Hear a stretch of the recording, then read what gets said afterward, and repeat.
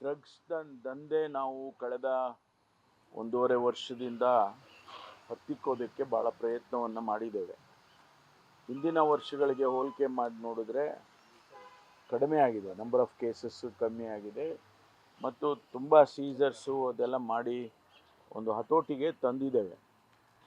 ಆದರೆ ನಮಗೆ ಆತಂಕ ಇರತಕ್ಕಂಥದ್ದು ಈ ಮೆಡಿಕಲ್ ಶಾಪ್ಗಳಲ್ಲಿ ಸಿಂಥೆಟಿಕ್ ಡ್ರಗ್ಸ್ ಅಂತೇಳಿ ಟ್ಯಾಬ್ಲೆಟ್ಸ್ಗಳು, ಪೇಯ್ನ್ ಕಿಲ್ಲರ್ಸು ಬೇರೆ ಬೇರೆ ಕಂಪನಿಯವರು ಫಾರ್ಮಸ್ಯೂಟಿಕಲ್ ಕಂಪನಿಯವರು ಮ್ಯಾನುಫ್ಯಾಕ್ಚರ್ ಮಾಡ್ತಾರೆ. ಅದು ಈಗ ಈಸಿಯಾಗಿ ಸಿಗ್ತಾ ಇದೆ ಅಂಥೇಳಿ ಒಂದಿಷ್ಟು ಮಾಹಿತಿಗಳು ಬಂದಿದೆ.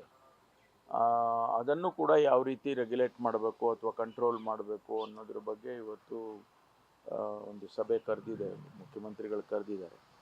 ಅದಕ್ಕೆ ಇವತ್ತು 11 ಗಂಟೆಗೆ ಒಂದು ಸಭೆ ಇದೆ. ಯಾವ ರೀತಿ ಡ್ರಗ್ ಕಂಟ್ರೋಲರ್ಸ್ಗಳಿಗೆ ವಿಷಯ ಹೇಳಬೇಕಾಗತ್ತೆ ಅಥವಾ ಇದು ಕಾನೂನೇ ಬೇರೆ ಆಗಿಬಿಡುತ್ತೆ ಇದಕ್ಕೆ. ಯಾಕೆಂದರೆ ಇದು ಮೆಡಿಸಿನ್ ಅಂತ ಹೇಳಿ ಏನು ಮಾರಾಟ ಮಾಡ್ತಾರೆ, ಅದನ್ನು ನಾವು ಯಾವ ರೀತಿ ಕಂಟ್ರೋಲ್ ಮಾಡಬೇಕು ಅನ್ನೋದ್ರ ಬಗ್ಗೆ ಸ್ವಲ್ಪ ಚರ್ಚೆ ಮಾಡಬೇಕು ಅಂತೇಳಿ ಮುಖ್ಯಮಂತ್ರಿಗಳು ಕರೆದಿದ್ದಾರೆ. ಡ್ರಗ್ ಪೆಡ್ಲರ್ಗಳಿಗೆ ಕಡಿವಾಣ ಹಾಕಿದ್ರೆ ಸಂಪೂರ್ಣ ಕಡಿವಾಣ ಹಾಕ್ಬೋದು? ಅಲ್ಲಲ್ಲ, ಇದು ಬೇರೆ. ಇದು ನಾನು ಹೇಳ್ತಾ ಇರೋದೇ ಬೇರೆ. ನಾನು ಹೇಳ್ತಾ ಇರೋದು ಸಿಂಥೆಟಿಕ್ ಡ್ರಗ್ಸ್ ಅಂದರೆ ಟ್ಯಾಬ್ಲೆಟ್ಸು ಬೇರೆ ಬೇರೆ ಪ್ರಿಸ್ಕ್ರೈಬ್ ಮಾಡ್ತಾರಲ್ಲ ಡಾಕ್ಟರ್ಸು, ಆ ಟ್ಯಾಬ್ಲೆಟ್ಸನ್ನು ಈಸಿಯಾಗಿ ಮೆಡಿಕಲ್ ಶಾಪಲ್ಲಿ ತೊಗೋಬೋದು ಅನ್ನೋ ಥರ ಆಗಿಬಿಟ್ಟಿದೆ ಅಂತ. ನಾವು ಈ ಗಾಂಜಾ ಈ ಥರ ಸಿಂಥೆಟಿಕ್ ಡ್ರಗ್ಸು ಅದನ್ನೆಲ್ಲ ಕಂಟ್ರೋಲ್ ಮಾಡಿದ್ದೇವೆ.